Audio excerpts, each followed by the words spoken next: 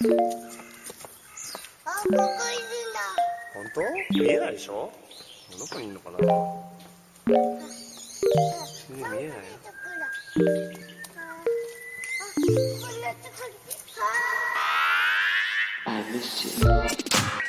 What's good, Internet?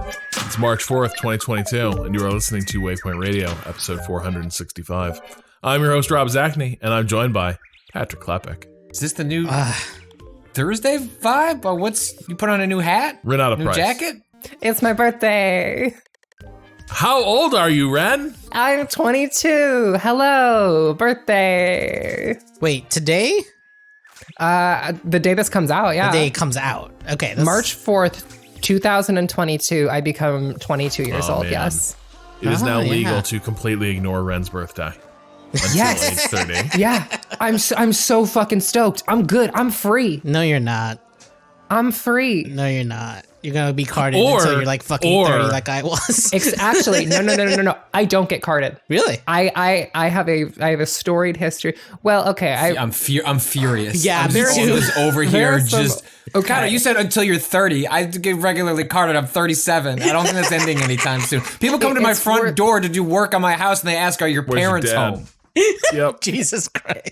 It's worth noting that there are a couple of factors that divide all of us. One, I am a 5'7" woman with a deeper than average voice, and for some reason, people associate voice depth with age. This is something that I learned recently when I was working at a Starbucks, and a girl with the highest pitched voice I've ever fucking heard me speak, and she was like, "So you're like in your late 20s?" And I was like, "No, I'm 21."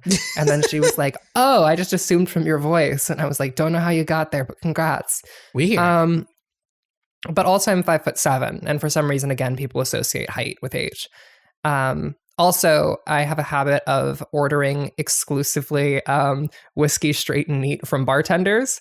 And guess what? Bartenders do not card you if you say whiskey straight and neat. They're like, Not No. true. Not categorically Really? false. Not Like that is also Patrick. like my favorite drink, and I can tell you, you can look young enough that they will still do it. couldn't be me. I'm happy for Red you. is just too powerful.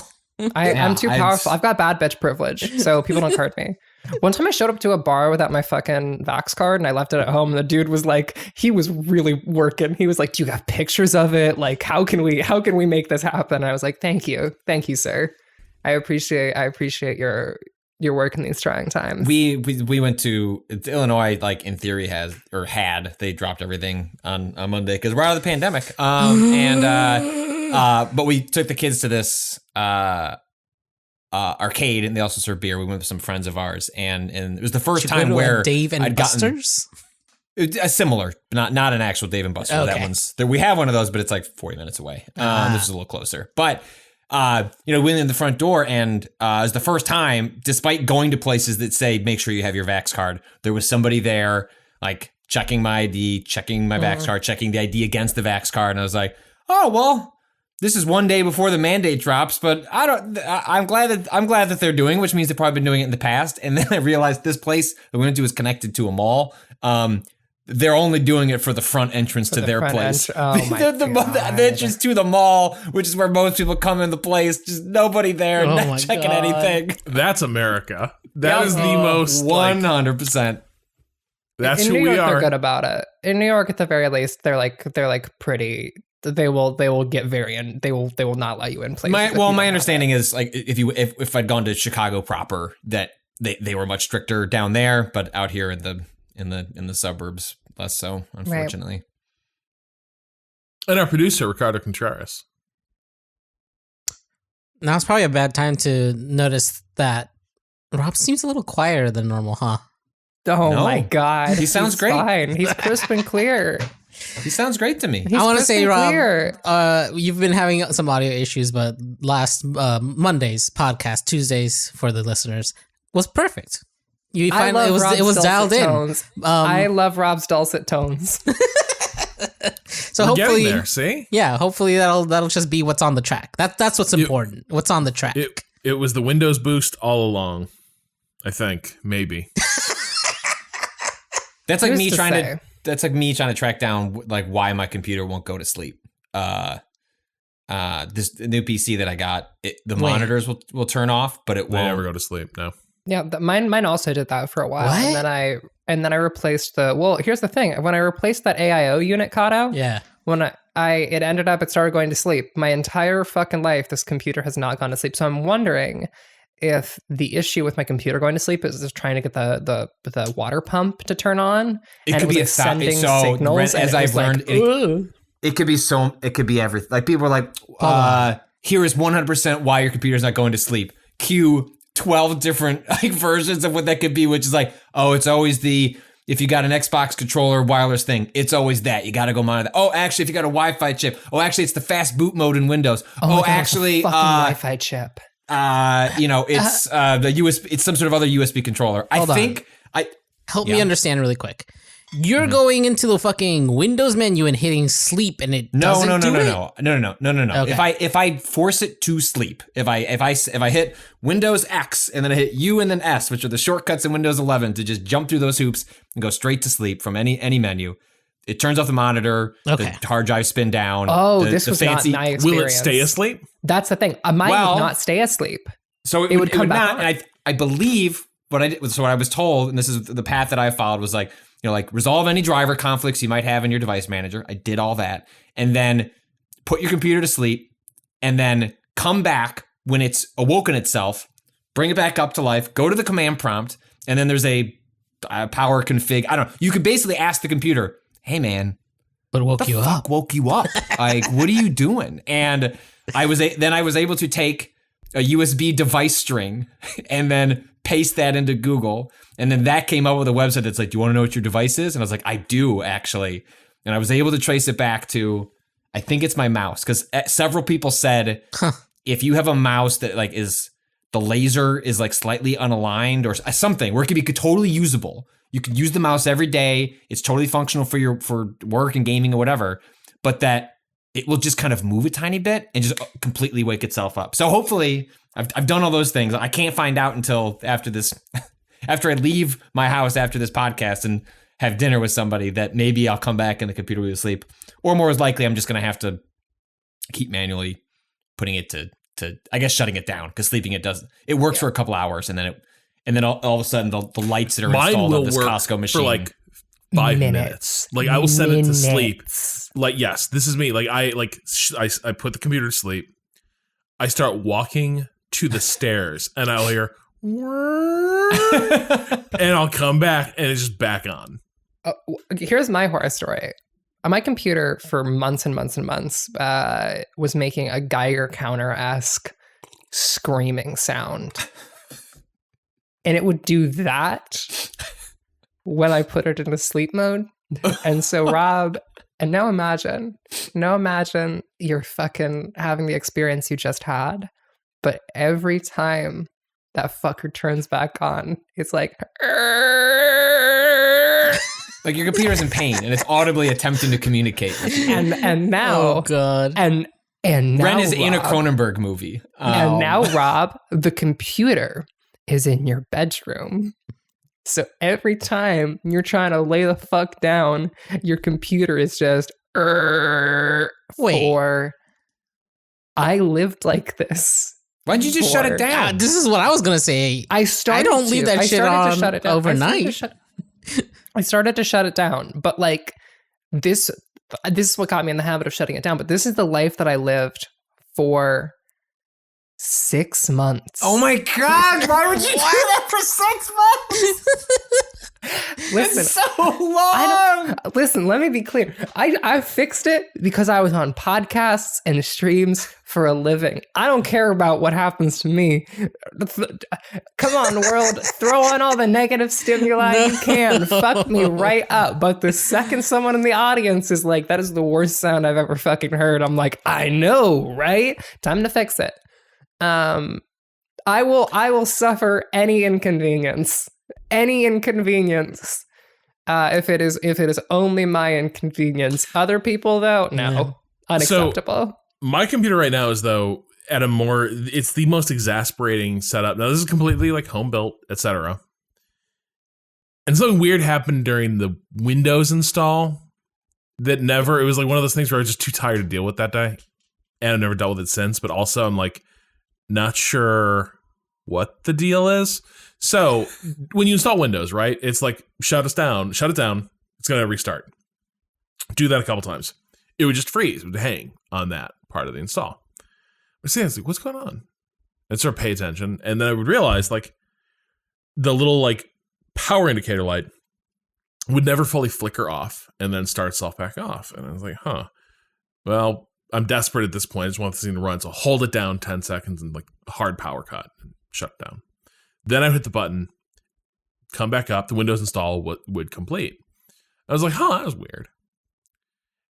The computer won't turn off via, like, I can't just hit, like, shut down and the computer turns off. It will turn off. The computer is off, but it's, like, in this weird standby state where there is still power, like, running through the system as if it's on. And I've got that little power monitor, so I know, Patrick, like, like, even though it is, like, shut down and nothing is happening, it is still at about, like, 80% of its, like, idle power consumption.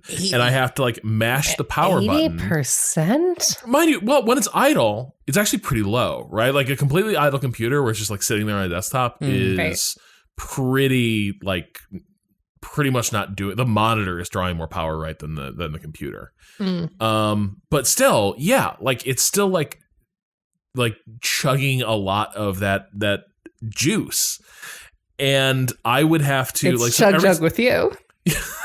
God damn it! So, but anyway, to shut my computer out down, here, #1 victory royale. It won't stay asleep, and I have to like hold its head underwater with the power button to make it like pass out for the night.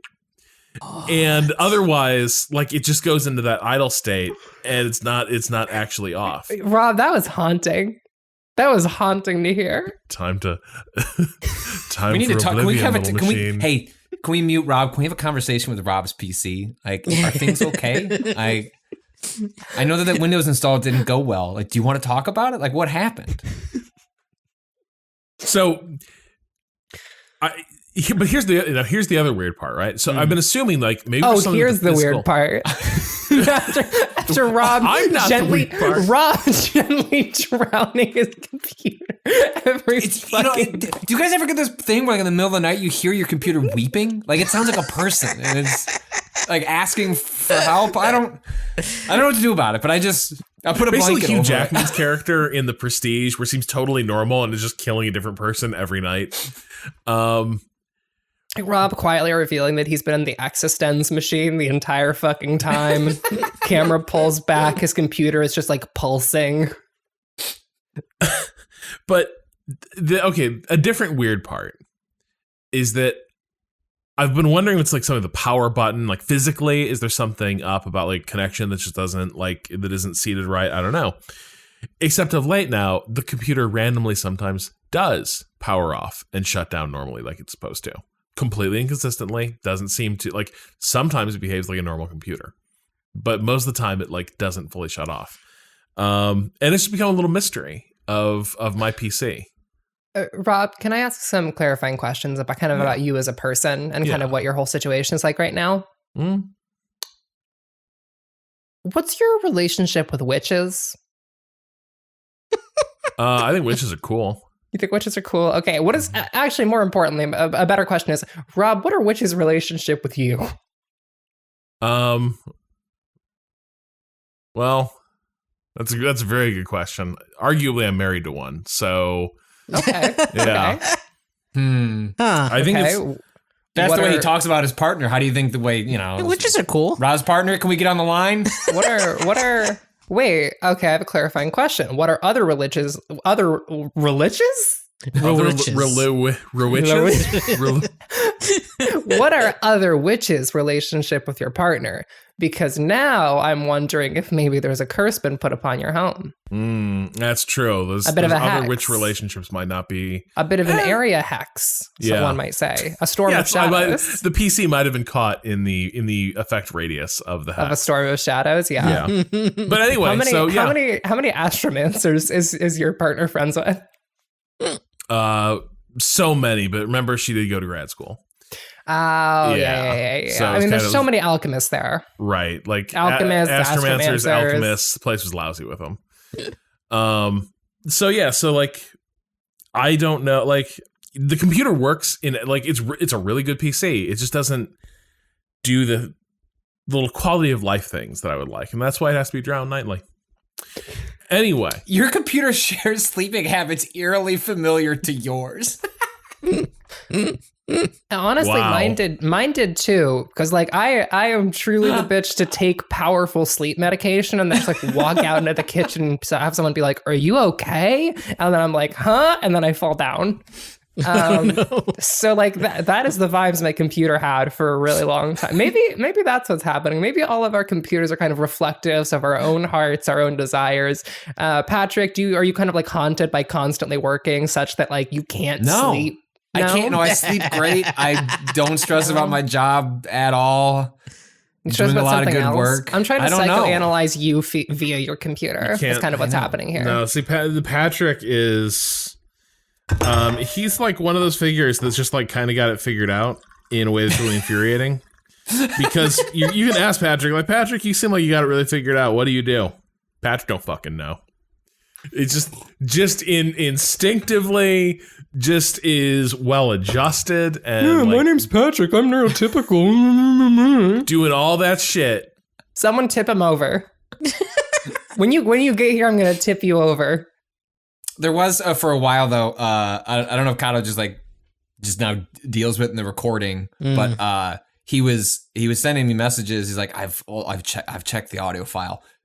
Is there a cat nearby? And I was like, absolutely not. I'm highly allergic to cats. They make me fucking miserable. So there's a cat in your recording. Like sent me this file. I'm like, Wait, did you hear it? Well, Cado, please elaborate. There was a ghost cat. Yes, There was a ghost cat. And I forgot. Wait. it was my chair. Yeah, it was your chair, right? Oh. Chair. It sounded like a cat, though. wow. I was it was worried like for a second. meowing. Like, I know I seem normal, No, but I I've was killed so a bunch excited. of cats and now they haunt me. I was so excited for Patrick to be haunted by ghouls and specters. Like, Yeah. if you're not like obviously mentally ill, at the very least you could be haunted by ghouls and specters. Come on, The dude. problem is that I think I would welcome it into my home. This is so a would I. pro-ghoul, pro-ghost household. So this reminds me, like years ago, I was on this podcast called Gamers with Jobs, and one of my friends, Sean Sands, was on that, and we were having conversations about like Are they still anxiety. going? Yeah, they are, but like the cast is kind of rotated over, like a new generation, etc. But the thing was, we like the rest of us were discussing, like, sort of feeling almost anxious when you're like, oh, I don't know what I want to play, but I really want to make good use of my like free time and game time. And we all realized we've never been so collectively owned as when Sean Sands said, I have no idea what any of you were talking about. He was like, how can you not just play the game you want to play? Why are you making this hard?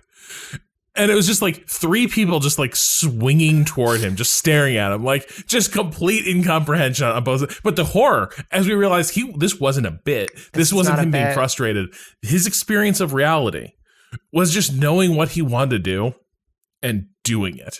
Insane. And we were just could like- not be me. Yeah.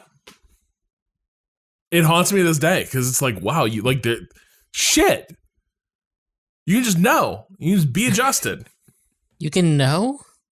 You can know. You can just know. Seems like an impossibility. I'm like flipping mental coins every time I make a decision over here. Nope. There are people, Cado, who simply do what they know is their preference and right for the moment and do not need to analyze it beyond that. How do you know what is right for the moment? They just do. How do you explain? How do you explain agree. me going back and forth between Elden Ring and Destiny this week and not really playing either of them for very long because I can't decide which one I should focus on first? Patrick, does that ever happen to you? What have you been playing this week, Patrick? Yeah, Patrick.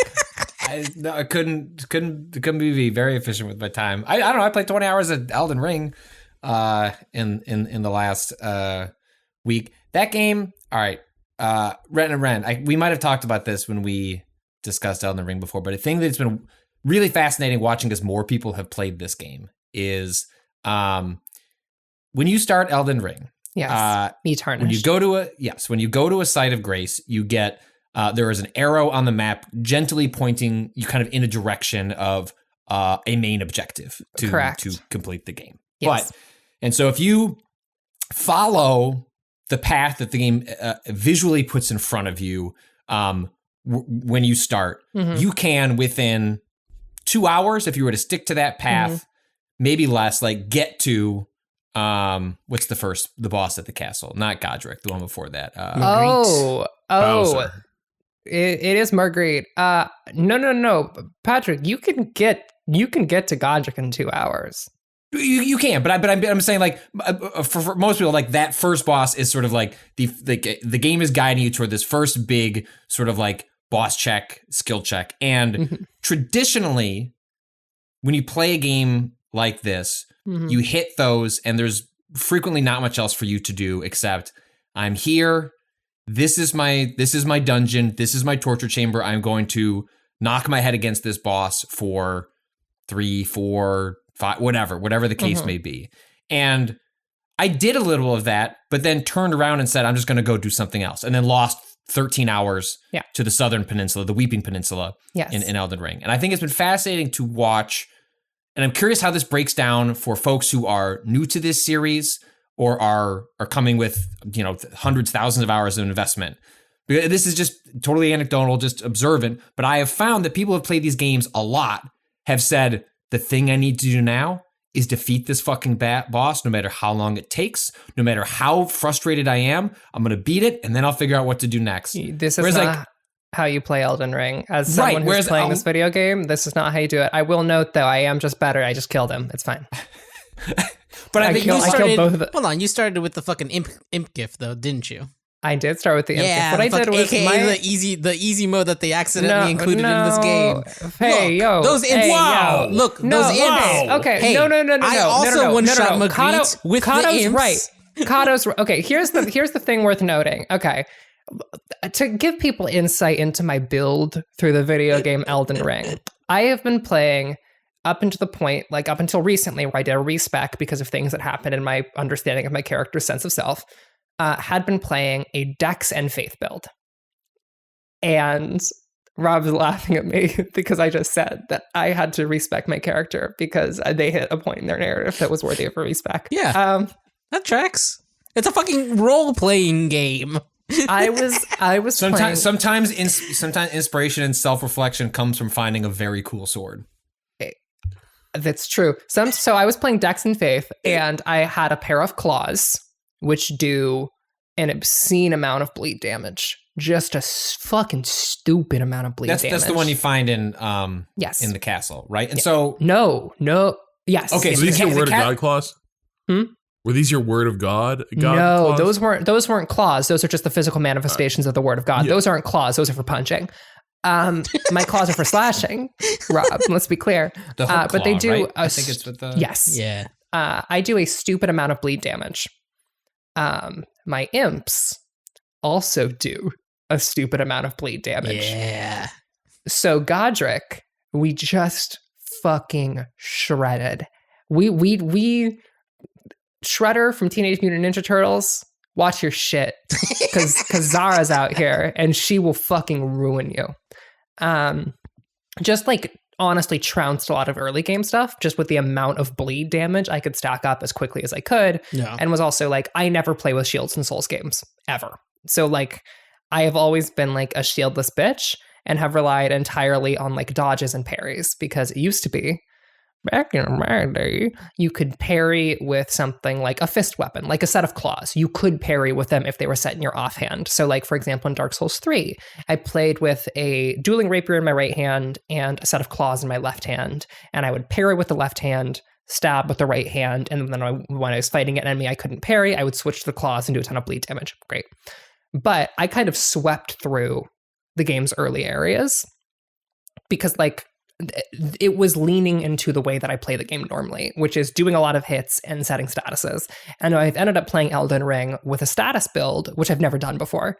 Because I've always played like high damage, like just run the boss down characters. And as I've been playing through, this time I've been leaning a lot more into status effects, and it's like totally reshaped how I move through these games. I can now fight at areas that are like several degrees above my pay grade because I have learned the exact status effect that I can fuck every single enemy up with. And so like I have like a souls farming location that I was using like a bunch of hours early because I just like learned the status effect I needed, which is like the thing that Elden Ring lets you do is approach the game in accordance to how your character is built. I can fight in Caelid really easily because I was running a faith build, and a lot of stuff in Caelid is extremely weak to faith. And so like in the same way that like if you're running a physical attack build, you will or faith build, you can probably roll through Liurnia really easily because all the shit there is magic. And if you're running a magic build, when you get to Liurnia, everything there is magic and you will have a harder time. And that is, I think, like the strength of Elden Ring is like people were coming up against Margaret and being like, I don't have the right build for this particular boss right now. And then going back into the open world, finding an area that is better suited to their character at this moment, and then getting strong enough to be able to like counteract the deficits of their particular build against that particular boss. And that's what I ended up doing, but it took me too long to unwind how I traditionally approach these games. And it's just been fascinating to watch folks that don't have that much, all that sort of like wound up institutional knowledge or like belief of like how I'm supposed to do this. It's just like, well, if I can't beat this, I should just keep trying it. And I was like, no, like it's cool. The game is like A, fine, and B, encourages you to leave. And so when I spent all that time, when I swept back through, I took out all those bosses with relative ease, both through sheer like power leveling, but also just better understanding of my build and like finding things that I leaned into poison, and like that was a very delightful status effect to have because it was just like I had this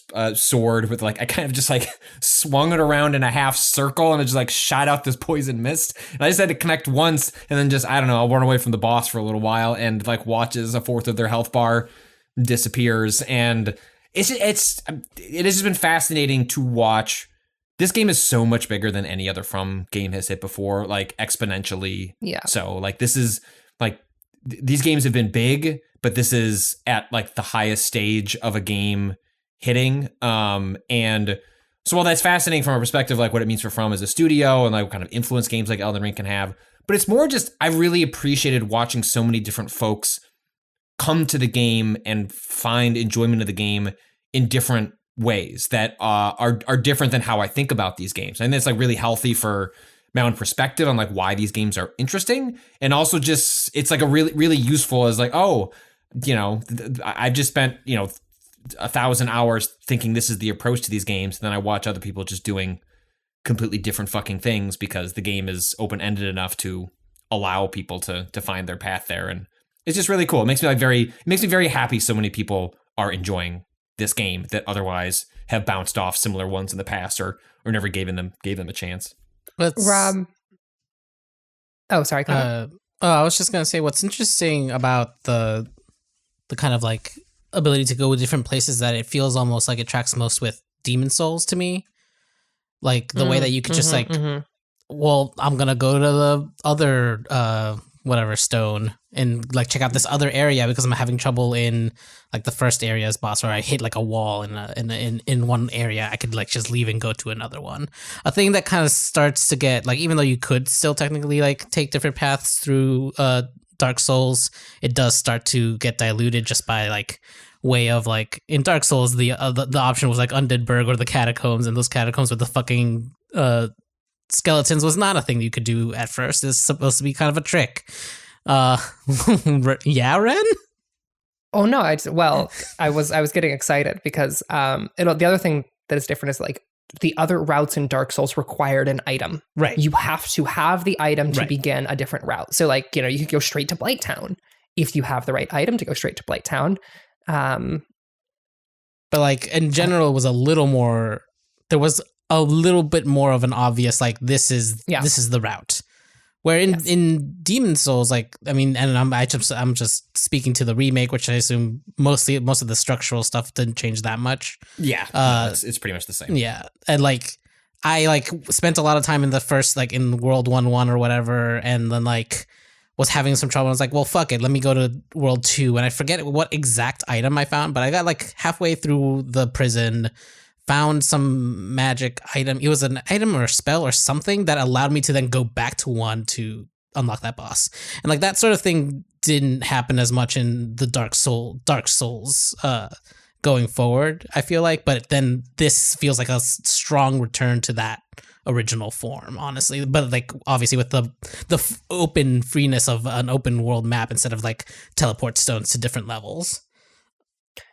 Yeah, I think it's the route setting that is going to happen and people's different routes of moving through this game are going to be absolutely fascinating to me, especially in terms of like what quest lines people are hitting. Yeah, there was a quest you can line, skip the you can just skip the castle. You can just skip the castle. You can just go right past the castle and just head straight to the magic area that's like just north of there. That like some people did that within the opening hours of the game. We're like, yeah, I'm just going. I didn't know what to do. I didn't know what to do. I just went to the place past the castle. I'm like, what?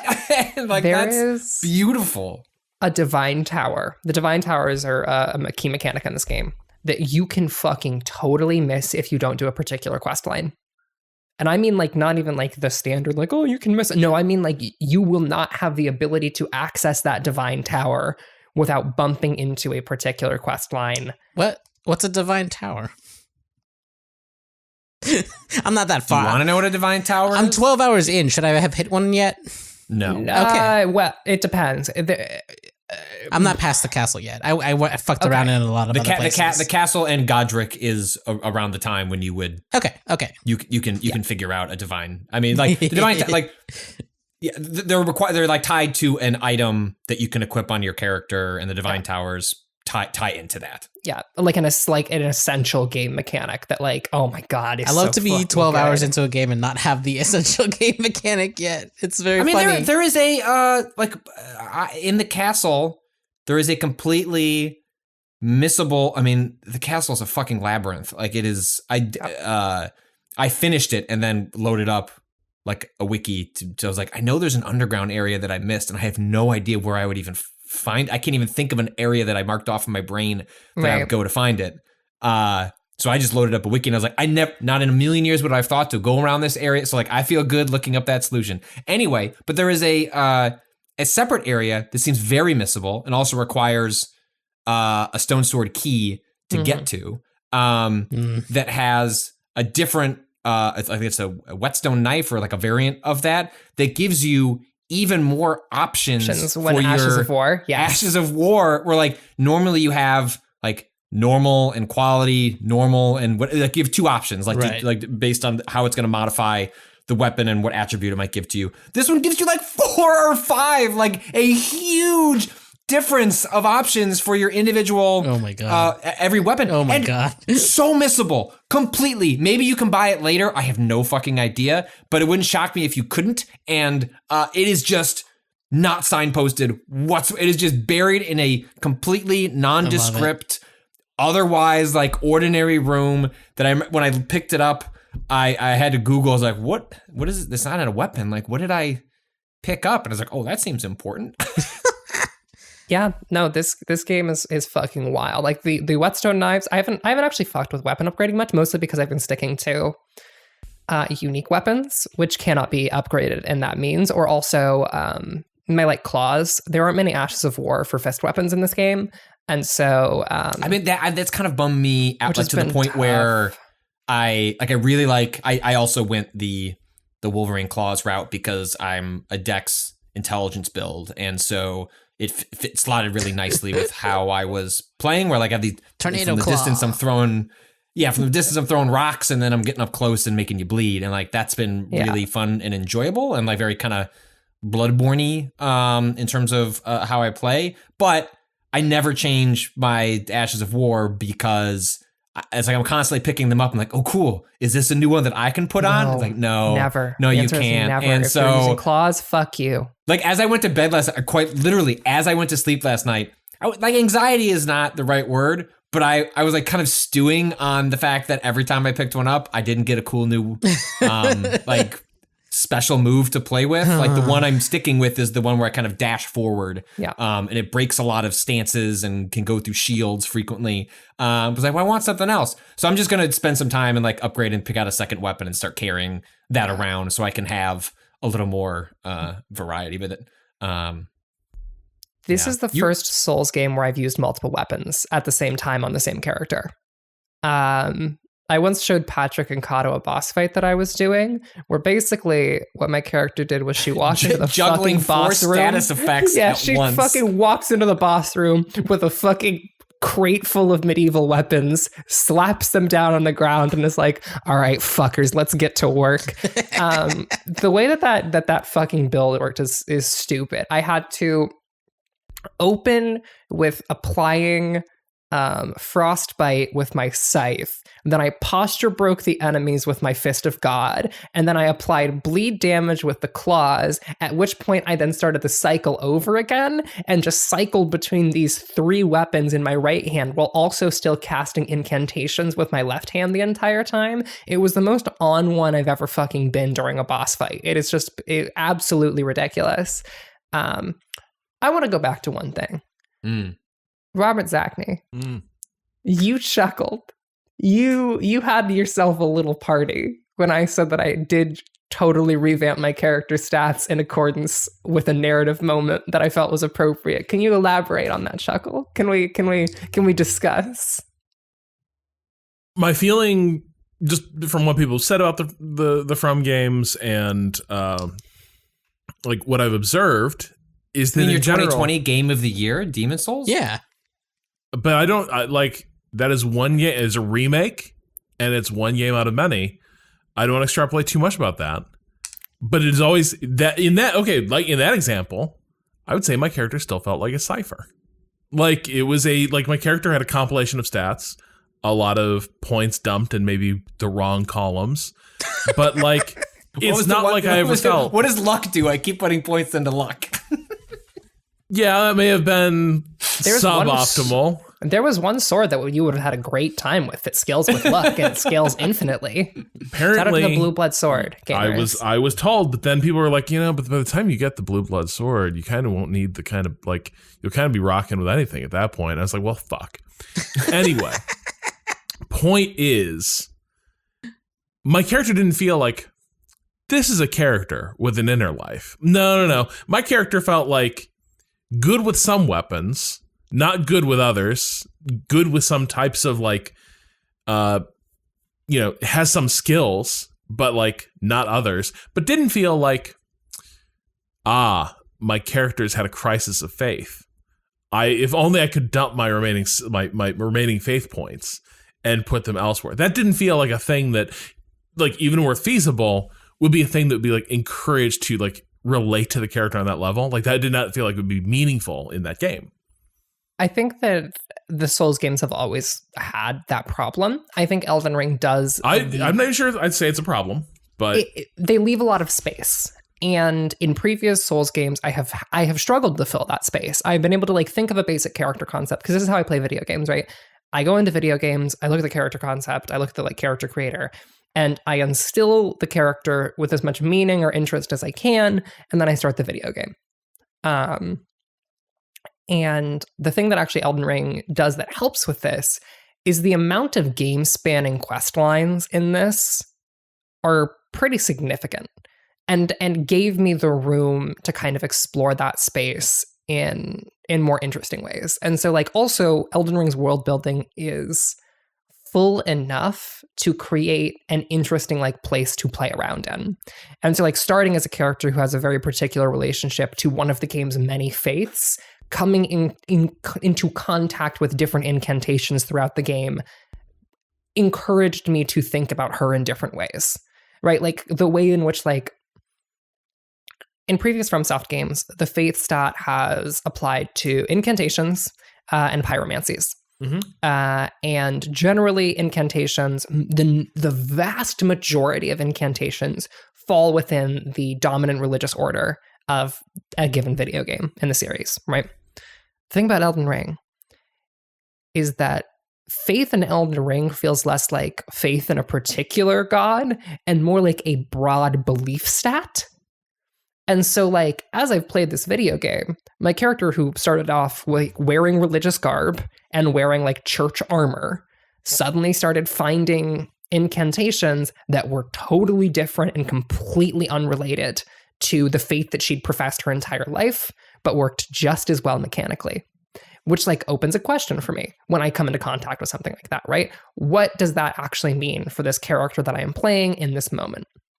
And for me, that developed into like an interesting crisis of faith where she's like, okay, how do I interact with this now? Like, what does it mean to have a high faith stat in this setting? And for me, it became like, okay, instead of believing in a god, she believes wholeheartedly, like across the board. But belief does not equal love in her particular case. So like most times people talk about faith is an act of love, right? To believe in God is to love God. For Zada, that is not the case. To believe is to believe in the presence of something and to be able to channel that presence. And so like the game gave me the tools needed to build that narrative. And I actually think that one of the things that I wanted to touch on in my review, but ended up leaving out, because I think I'll need more time to sit with it, is that the way in which Elden Ring allows for route setting and allows for characters to approach this world in radically different ways is actually creating a lot more space for that personal narrativization, right? The fact that like two characters can have totally different builds and go off in totally different fucking directions is in some ways feels to me like it is encouraging the player to think to themselves, what do I find interesting about this world? And what do I think this character finds interesting about this world? Let me go there and do it. I guess when I look at games like this, I view the character as more like a mech chassis more than a person with like a story and a narrative. Yeah, that's right? I'm the same way. I'm like listening to Ren talk about her character. All I could think the whole time was like, I wish I could play games like this way. It sounds really fascinating and cool and engaging with the character. Part of that's just like I same reason I struggle with things like playing D&D and other like tabletop role-playing games where you have to role-play and invent and like do the creative part on your own. I rely so much on the game giving me something to work with, and then I build on top of that absent that when it's just sort of a paper character that you're projecting onto with the tools of the world around it. I find that I'm like Rob, that I know this is just sort of like a warrior that I'm putting things onto or more of an action figure than it is actually something with meaningful sort of like agency and emotion in the world around it. On the other hand, like I could totally say, like, I am curious if like Elden Ring does, by virtue of the fact that like in Demon Souls, levels are so programmatic that it's like, there are many different choreographed steps you can learn to get through these areas. They'll be different building it based on how you build your character. But because the levels are like so tuned that way, I do wonder if simply the different way you engage with Elden Ring from the start creates more of that space where like, here's a world and a character, as opposed to Demon Souls, much more like, here is a memorize a series of racetrack. Here's a racetrack. Yeah. Like there's, and actually similar to racing, like there is a racing line.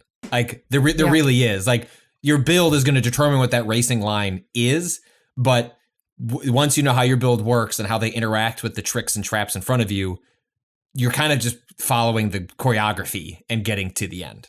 And that's where I think that space recontextualizes but does not redefine Elden Ring. Right? That is where the recontextualization is taking place, is in making that character feel more grounded, right? They're giving players more tools to make their characters feel like characters as you go. One of the systems they add partway through the game is clothing alteration, which is like, sure, players have done Fashion Souls for a very long time, but like one of the big moments in like this character narrative for me was realizing that there is a version of the Confessor's armor. The Confessor is like the starting class that I began the game with, that is like a church knight / spy. Mm-hmm. There is an altered version of the Confessor's armor that removes all of the religious accoutrement. It removes the cowl, it removes the symbol of the order. And when I saw that, there's another thing that happens, and it's an affordance for your experience. Like, it's an affordance for your experience. Yeah. And also, this is, Patrick, you said you're doing int, right? Yeah. Okay, Cado, what are you doing? In Dex. Int Dex? Okay. In Which that case, seems to be the popular sort of like setup from a lot of people I've seen playing the game. people, if you do not want a spoiler for a particular thing, for a particular quest line that involves the dragon incantations, just don't listen for the next like 30 seconds. I'm putting my thumb up. Is that okay? Can I? Okay. Yeah, go ahead. Every single time you go to the altar of dragon communion and sacrifice a dragon heart to this fucking altar that gives you access to these dragon incantations, these like dragon-based religious spells,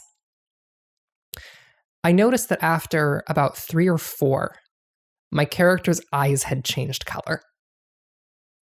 I did not notice this for hours and hours, and then I panned the camera around in a particular moment, and I saw that her eyes were a blinding yellow with those like reptile-like vertical pupils. And then I texted a friend and was like, did this happen to your character too? And they were like, what do you mean? And they pulled up the game and they were like, oh my god, I thought I built my character like that. And they hadn't. And so Elden Ring is, in a way that like the series has always been, but to a different degree, willing to change your character as the world changes them. And like, that is really exciting for me as someone who likes doing this narrativization. Getting that moment where I turned the camera around and was like, oh, okay, she isn't just experimenting with other faiths. This experimentation is changing her. Her relationship to the world is changing through this aesthetic marker.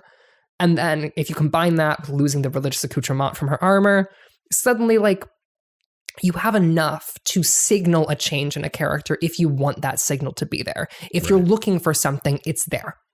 And that is the part that is really exciting to me. In the quest lines, right? By following a particular quest line, you are having access to a particular set of areas, and like you are interacting with this one character in a very particular way. And that quest line is deeply interested in faith and what the game understands magic to be. And like all of this shit happens to perfectly align with the version of this game that I am playing as this one particular character. And I bet if you did a totally different fucking build, you would have the exact same number of cool things that can happen to and get your character involved in that will change them.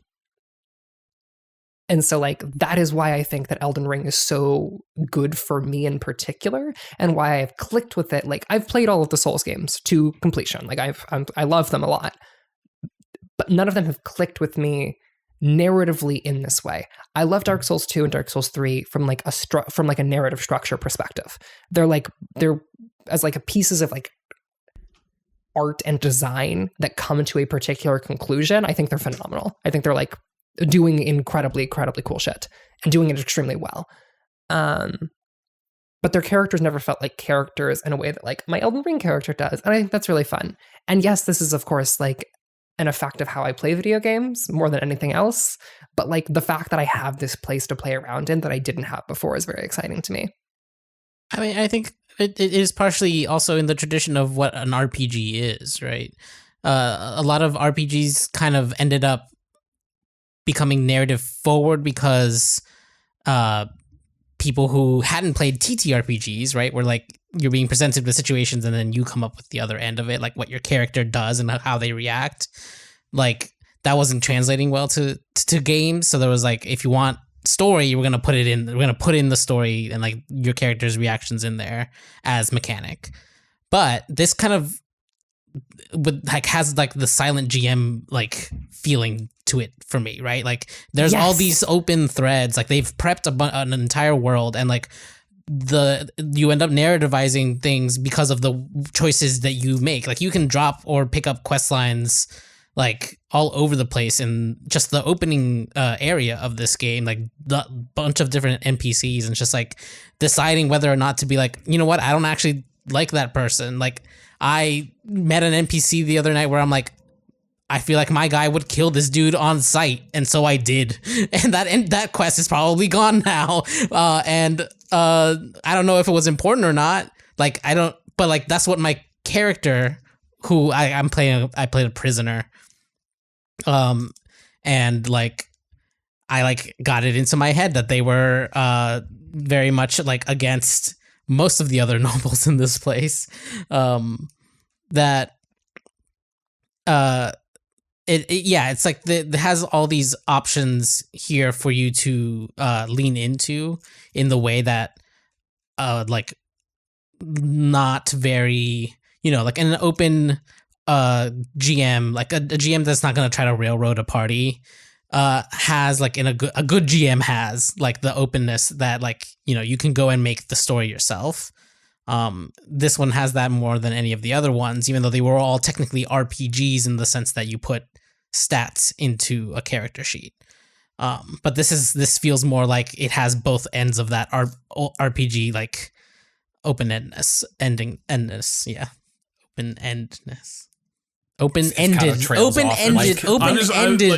Trailing off like a From Software NPC. Open-endedness. I was like, why does that word sound wrong? Open-endedness, tarnished. All right, well, we're gonna end in this segment and take a quick break. Stupid, fucking terrible. Oh my god! That was great. Rob, don't let the haters get you. Oh my god, no, do. Back after this.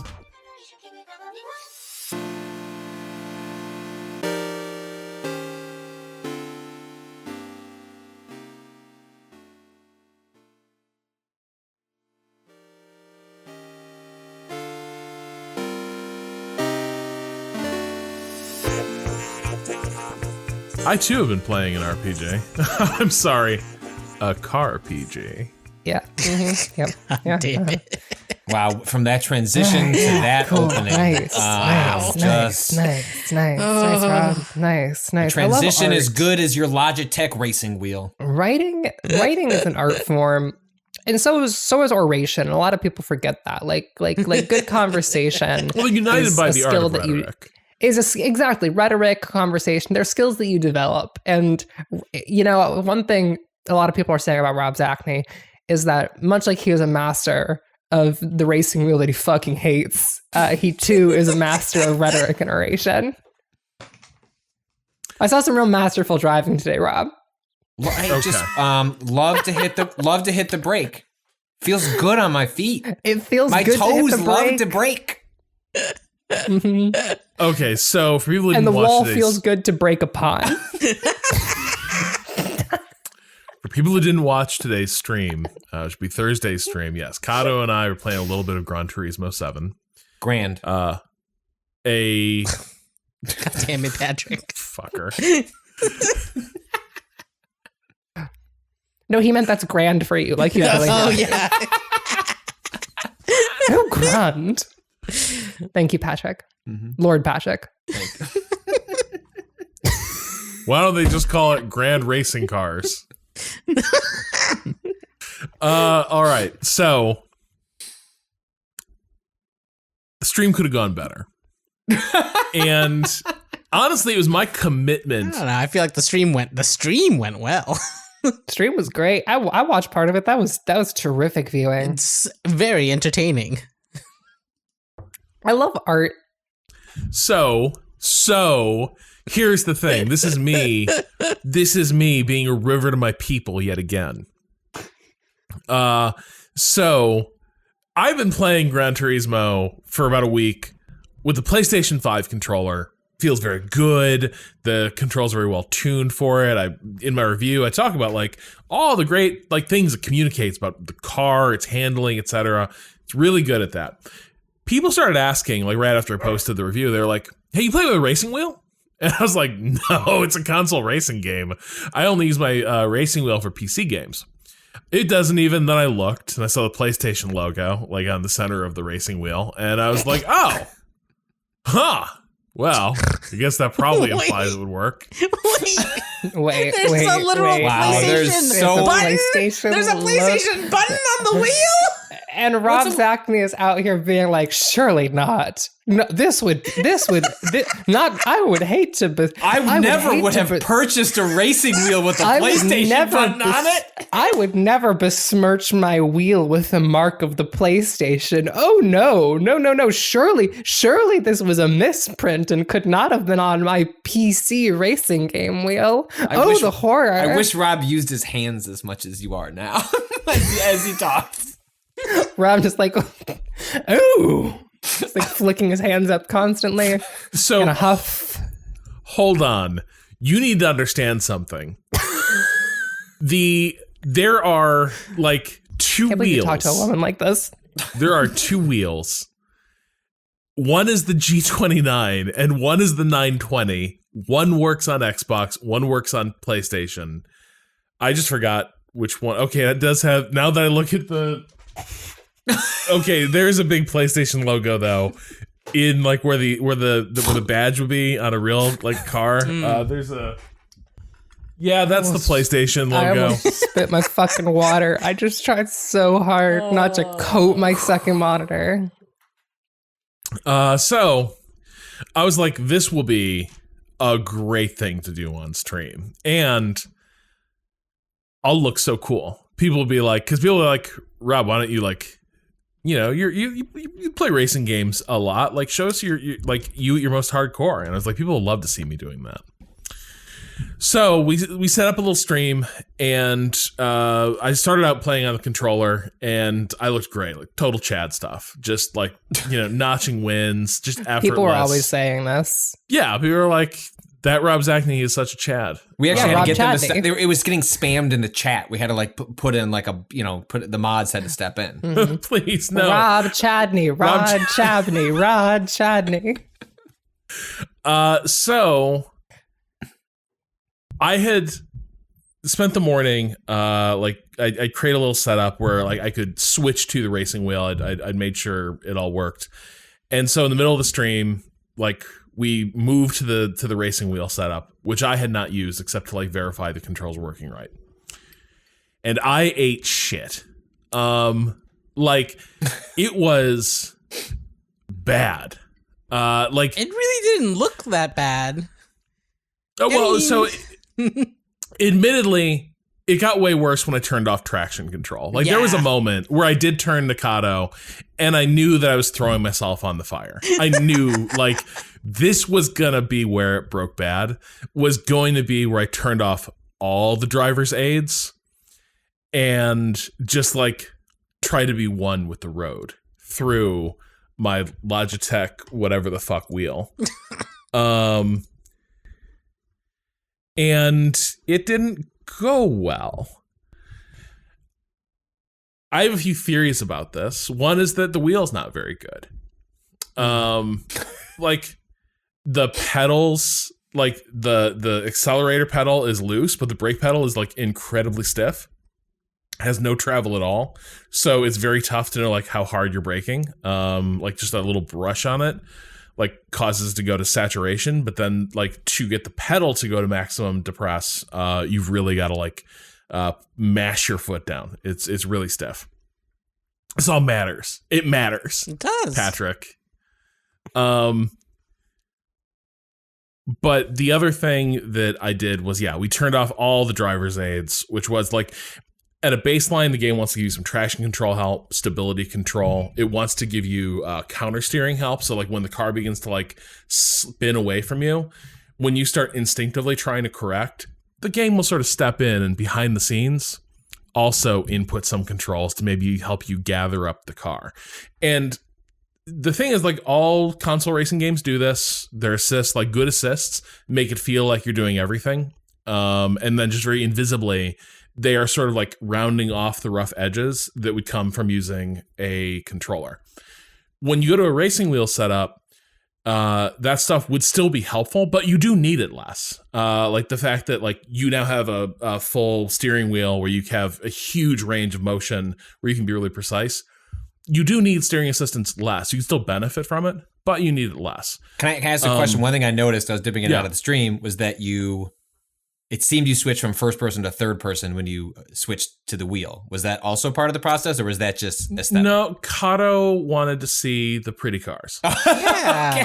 I thought maybe it had something to do with the range. When you brought up the range of motion point, I thought, maybe maybe something about the first person made that easier to deal with peripherally in the third person format. There was a lot of moments where Rob almost traded paint with other people, and I was like, wow, you made it out of that unscathed. I wouldn't be able to do that unless I was in third person, which is the way that I play racing games. I need to be able to see the whole car to kind of make the physical connection to how it's moving. And to be fair, the game looked fucking fantastic from outside the car. Yeah. Like, you move the car into the chase cam, and now the car is relatively small in the field of view, and you just see the whole, like, skybox and the track. Game looks great, but I want to feel like I'm racing the car. I want to feel like I own the pretty European sports car. Totally.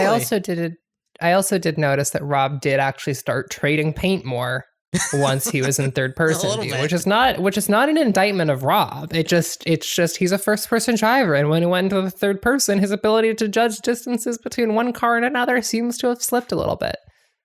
Or is it that was the baby game arcade camera? And then I started treating it like a baby game arcade. And just started roughing these people The up. wheel is bad. The camera is bad. Rob's great. I don't like the pedals on the steering wheel. Like, that's the main issue. I think there's also just ergonomically, it just doesn't fit at my desk real well. Like what I like to do is I like to do left foot braking, which is where it's what it sounds like. Yeah. Like throttle right foot, brake on left. There is a noticeable, it noticeably slows you down if you have to move your foot to brake. Sure. Do you do that in real life, or is this just your racing thing? It depends what conditions are in real life. Most of the time, I'm going to use right foot braking because left foot braking is tiring. It's way easier to just put that thing on a little footrest down there. At 70, 80 miles an hour highway speeds, who gives a shit about that?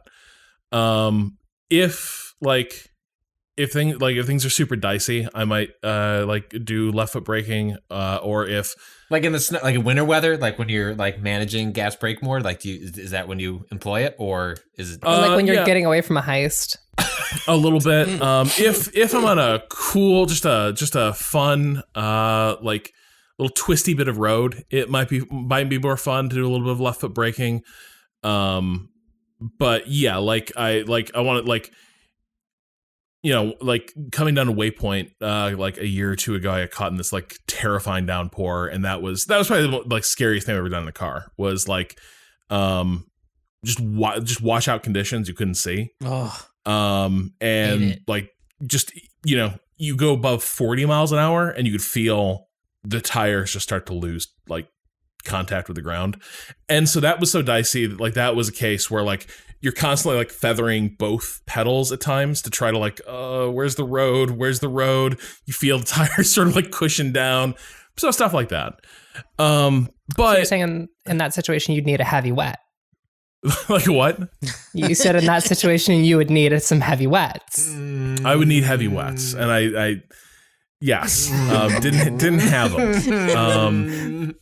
You saying that while me also seeing the tweet on the timeline go by that says "Try fingers butt hole colon how Elden Ring sparked my curiosity, altered my sexuality, and changed who I am. My newest for Vice." Which I did retweet. I did. Yeah. So I clicked the retweets to see some of the sourcing on this is Ren retweeted this. This adds up. This adds up.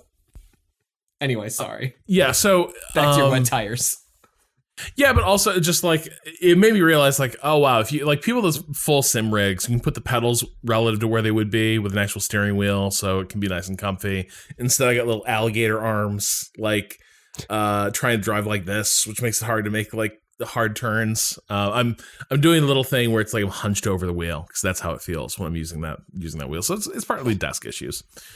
But yeah, the main thing I did where things got really chaotic was I turned off all driver's aids, and all hell broke loose. I could not drive. The minute we took traction control down to 0, I could not keep that car on the road to save my life. It was humiliating. There were like, and sometimes I would know, like, okay, I know where I made a mistake there. But other times, like, there was this one moment where I thought, like, just making a routine turn, and suddenly the car just spun out. And I was like, I have no idea where that came from. I have no idea what I did. Must have been just like a little bit of like a millimeter too much, travel on the accelerator or something. So yeah, just like completely owning myself throughout today's stream. But it was kind of fun. Like, I've never played Gran Turismo again with the steering wheel. It was kind of cool. Like, now having done it, I'm like, I must master this. I'm gonna post. So, Rob, recently I was at I took my daughter she has like this weekend science class, and I took out the Steam Deck there, and this person across the way from me, one of the other dads, lit up, was just like, holy shit, like, is that a Steam Deck? And I just let him play with it for an hour. So then we like traded numbers, and I was like, oh, I was really into video games. It's rare for me to meet someone like that out here in the suburbs. Like, we should try and hang out, kids are the same age. And he sent me some messages because he was building a huge racing thing in his house. And I've pulled the pictures of it, and I want to send them to, I'm putting them in the Discord right now. They're uploading. This should go through now. Oh my God. This is the setup. Oh my God. This is a fucking gamer. Wow, look at him the kind go. of person that like runs away from his wife and like asks a stranger, is that a Steam Deck? Can I play with it? Like, not super shocking that the logical extension of that is, and he said like this is like mid development. Hey, is that a box fan? Sure looks like it. Yeah. Is that to simulate wind during to the simulate race? wind, isn't it? Oh my God. Amazing. Amazing. Galaxy Brain. Fucking 4DX experience.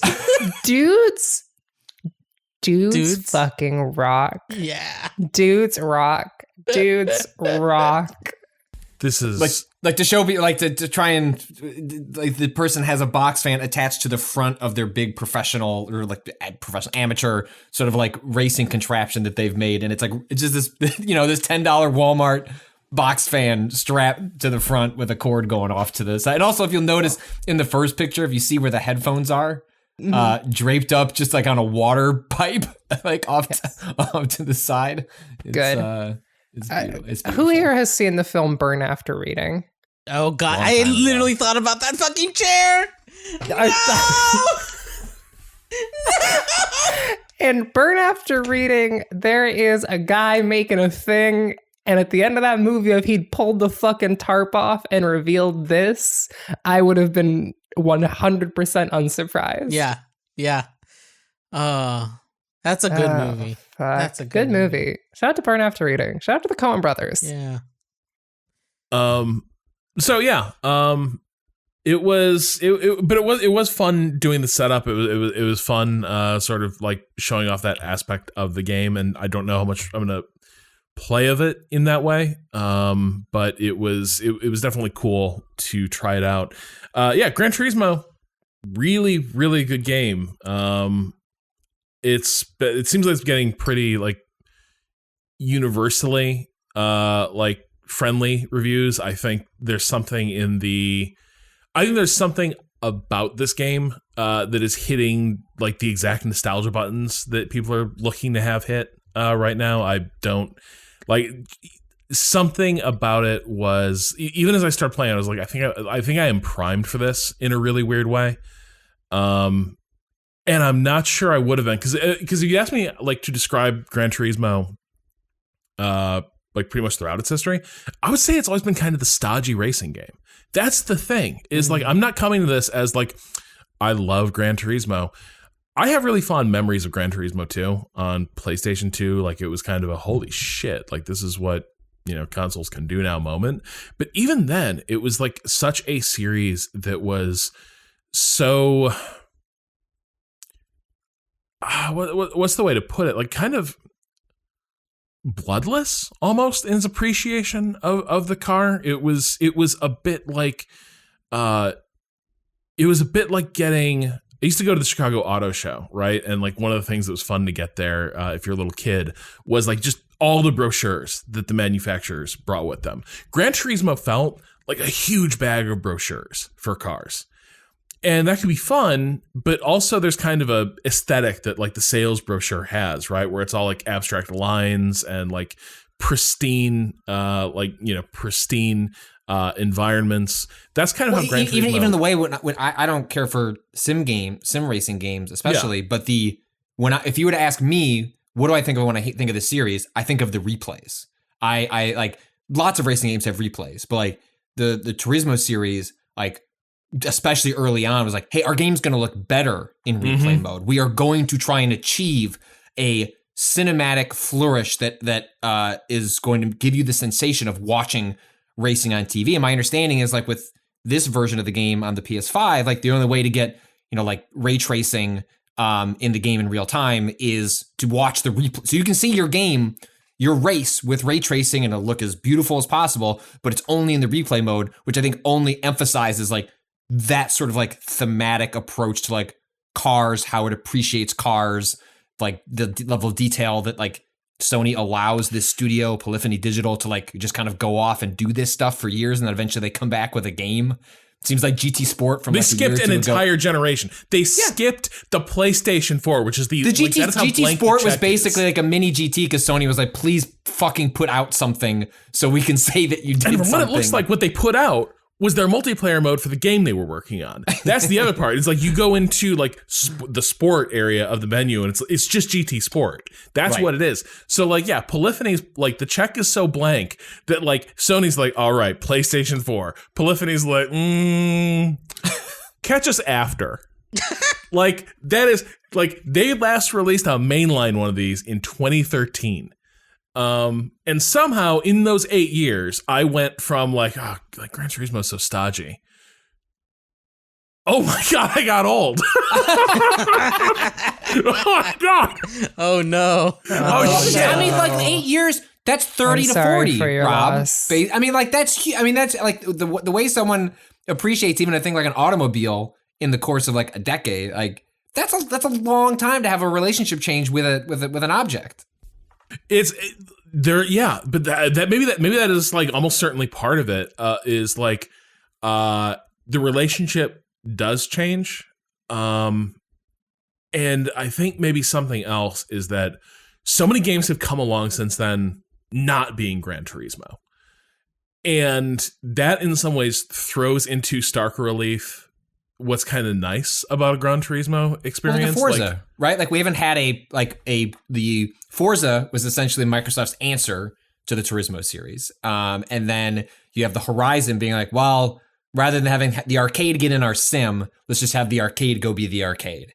And then the most recent Horizon is it's a car looter like game. Like it is a celebration of cars, but like not real, like in a different, totally, any like gotta catch them all Pokemon sort of way, where you're not really attached to any one car and it's just sort of a free for all. And then I don't think you can get more on the other side of the, like I'm going down a volcano in the most recent Horizon. Yeah. And maybe you'd be lucky if there's a ray trace volcano off in the distance, if it just happens to fit within the scenery of a racetrack in Gran Turismo 5. But it's almost like the extremes of the Horizon series.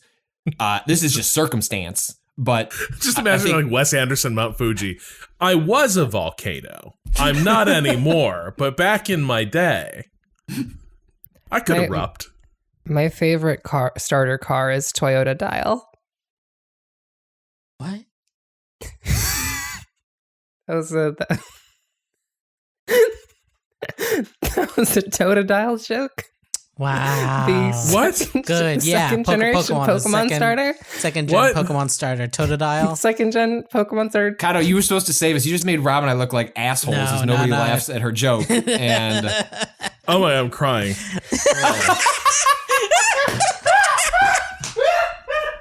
Oh, listeners aren't going to get that because we had to cut a lengthy conversation from the beginning of this podcast. Rob, that is the funniest fucking thing I think you've ever said. Oh my God. Eviscerated, misting up Rob Zacny because I said Toyota dialed. Jesus Christ. So, but also like, so I spent winter break like playing a bunch of Forza, and something that hit me there is like their handling model is really unforgiving, but like playing a bunch of that game also made me realize like, wow, it's a bit generic, and it's a little bit like so invested in making the cars feel a little bit like overpowering, that you're just like barely in control of them, that in some ways like it's kind of a less of a showcase of like how cool these cars are and more of like a showcase of like how kind of frustrating they all can be in like these really similar ways. And Gran Turismo, playing it, it's like, okay, it just feels more like a car in some really important ways. Like the things respond more predictably. The way they sort of like feel on the track surface feels like a little more convincing and a little bit more individualized from car to car, which makes sense. Like you go even Forza Motorsport, which is less of a Horizon is like trying to, it's like a slot machine that only throws jackpots. Mm-hmm. And so at every moment with Forza Horizon, cars just spilling out onto the floor. Bring, bring, bring, bring, bring, bring. And like, you kind of can't screw up, right? Like there are more idealized cars you can, but like really the game's like, I don't know, you'll be fine. Just pick the car you want to race as, like you'll be good. We'll make it work. Yeah, it doesn't even matter that much, like what you're rocking. But even like Forza is, there are so many different cars in it because like Forza kind of wants to like, it throws everything in there. And I would say maybe if it's a little bit more pitched toward the American market, it's maybe way more interested in fucking cars, trucks. I mean, than like Gran Turismo. Like Forza throws all that shit in there, and it ends up feeling a little bit less interested in any one car and just more interested in like this massive Rolodex of cars that sort of gives you. It's still really good, but like coming to this, it's like, wow, this game seems to be way more focused on its library of cars and seems to have way more of a handle on how to represent them differently from one another. That was really charming. It sounds like Forza has a more consumptive approach to like cars and car culture as like a mode of consumption versus like Gran Turismo, which is more interested in like cars as a personal tool that you like develop a particular relationship with. Mm-hmm. Yeah, like Gran Turismo, like honestly, like it frequently feels like polyphony, or maybe like the designer Yamauchi. They'd be happiest throwing gallery shows for these cars and like writing artist the game part is statements. secondary. Yeah. Whereas good thing we figured that out 20 years ago, because I don't want to think about the game part anymore. How do we spend more time figuring out the tiny details of the interior and represent that in the game?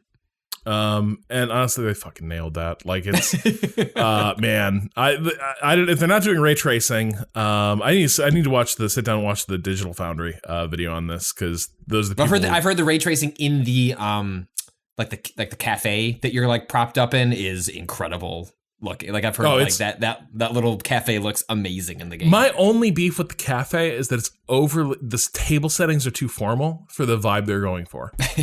Like that is. People can tell me maybe like your classic iconic sort of like Japanese retreat from the world coffee house is a little bit more like a formal dining room. But for me, I'm like, there's like plates on plates in this. That's not gonna happen in a cafe that I'm going to. Like, I'm not. Why is there Saturn glass next to my little place setting? I don't need that. But still, it's still gorgeous in there. The little people like popping up to tell you like the history of your car is a lot of fun. So, yeah, like it's been a week with that game, and it has been a consistent pleasure to just sort of like go and commune with the spirit of automotive history. Now, of course, that I've found a way to ruin it for myself, I'm probably gonna get to work doing that. The good times are over. Now it's going to become a racing wheel game until I'm good enough at it. Because I was so happy just like upgrading my car. Like I would eat shit in a race and I'd be like, wow, that went really poorly. It's probably because I didn't buy the upgrades I need to show off my natural skill.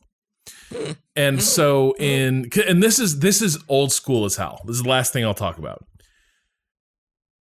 So Gran Turismo has always been this way, but I forgot how wild it is, which is that you can just buy better shit for your car and upgrade it and car go faster. And in Forza, like the system still exists, but they're much more aggressive in that game about capping how many performance points your car can have. So like, and by the way, they do this in sports car racing. It's called balance of performance, and it's the wildest shit. Do you know how they managed to make like every manufacturer competitive in like Grand Touring racing or Le Mans racing? I know you're dying to know the answer to this, Patrick. Like, how do all those manufacturers field cars that are perfectly competitive? How do they? They homologate the cars down to identical performance envelopes. They homologate the performance envelopes? So now I'm back in. Tell me about the homogate. So they do this thing, homologation, where they make all the cars. I thought they banned that. I also do homo and gay shit.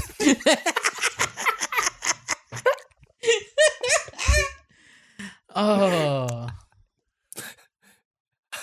The thing is about homologation. Well, the thing I'll say is they do kind of tamp down on the expressiveness that the cars are allowed. Like it's very much like some cars are a little too much, others not enough, and they just sort of like make sure they all hit the appropriate amount of raciness. And the reason they do this is because like no manufacturer is going to compete in a series where they just eat shit every week. Like nobody's gonna be like, and there goes the Cadillac team sucking it up and just getting completely owned by every other car on the circuit. But somehow they take all these different cars and they make them perform pretty similarly, which means like you have to go in one car with a bigger engine and like that engine has to be less powerful and slower. Another car with like really good handling. What if you handle a little bit less well? Maybe we'll throw some ballast weights in there to like bring everyone into the same performance band. It's wild that they do this. Forza was really aggressive about that, where you couldn't bring a car into an event that was like too strong. Gran Turismo is like, just put whatever you want on that car. Just let it all hang out. And so you can take your shitty little car where you're not real competitive, and you can be like, I'm just going to put a massive new engine in that car. And Gran Turismo is like, cool, done. What else you want? What about like huge, like powerful racing brakes? Cool, done. And so you can, in that game, and it encourages you to do this. If you're not like winning races, you can just buy stuff that makes your car enormously faster and makes you a better driver. Like when you put racing slicks on this car, softest racing compound, massive grip levels, you will just be able to go through corners and your car won't skid. Did before, now it doesn't. And it will feel like you're awesome. You will be like, my God, I have complete control of this car. But really, you've just like bought good shit that the other drivers on the track don't have that allows you to get away with stuff that there's no way that they could. And it feels fucking awesome. You played this event and you're like, oh, I couldn't win. And now you watch the car that like was beating you in a straight line. And now you are just chasing them down like a cheetah after a gazelle. And did you get better at the game? Did you earn this? Define earn. I earned credits that I spent on car upgrades. And they made me better. But I had to earn those credits. So I deserve this victory, which gives me more credits. And much like a cheetah heading down the straights, you also struggle to rapidly change direction and go careening into a wall the moment that that a hard turn comes up because you are not used to your new vehicle. It is possible the Gran Turismo, even though it is a celebration of sports car and sports car culture, has amply demonstrated why I should not buy a sports car. Like, this is a game that's very much like, if you buy a sports car, you are going to wrap that thing around a light pole the second day you own it. The second day you own it. First day is going to be like, wow, this car can do so much. It handles so great. Day 2 is me pulling into a parking garage too fast and just like burying it in the toll booth. And that's it. That's my Gran Turismo experience. That's my warning. Hey, we got a big important work meeting to go to. Ah, shit. So we will call it here. You can check out what we published on waypoint.vice.com. Check out my Gran Turismo review. It's a lot of fun. I liked it quite a bit. We've also been streaming a whole bunch thanks to Waypoint Plus. Thanks to everyone who signed up at waypointplus.com. This week, we streamed We Know the Devil. Ren and I continued to just be, I was going to say undefeated at war. I guess we didn't lose any of those battles. We haven't lost a single battle. Our peasant armies have taken some L's, but we, as commanders... No, well, okay. We lost some peasants, but we gained so many Jade Warriors. That's true. They were promoted. God closes a grave. He opens a draft class. And I think we'll be going back to that next week. People told us some wild stuff's about to pop off in Warhammer. So we might do at least one more stream of that to see some of the aforementioned wild stuff. For our Waypoint Plus listeners, let's see. We had to postpone Manhunting, but we might still hit the schedule on that. What's been on the Waypoint Plus feed lately, Cado? Last thing was the 101. Kingsfield 101. But yeah, next up should be, depending on timing, Last of the Mohicans. Manhunting. Movie fucking rules. So check it out. Worth seeing. It's going to be a great show. That sounds good. If you just want more Waypoint, you can go to waypointplus.com and subscribe. Not only do you get access to our premium feed, but you're also helping support Waypoint and everything else we do here. The theme music is by Bowen. The track is Miss You off the EP Pale Machine. Learn more at waypoint.zone/BOEN. You want to follow me on Twitter at Rob Zacny. Patrick. I think we're going to talk about the Batman on Monday. So if you see it this weekend, you have questions, write into gamingadvice.com. I'm going to cut that and put that at the front. Sure, yeah. You can do both. Gotta do whatever you want. So yeah, write those questions about the Batman, and you can follow me at Patrick Fulber. The Batman. Ren. You can follow me on Twitter at Ren or Raven, where you can also see me retweeting a bunch of shit about the GMG union strike, which you should look into and potentially support because they're going through it right now. They really are. It's been like a solid 2 years of horrible management practices that are finally coming to a head.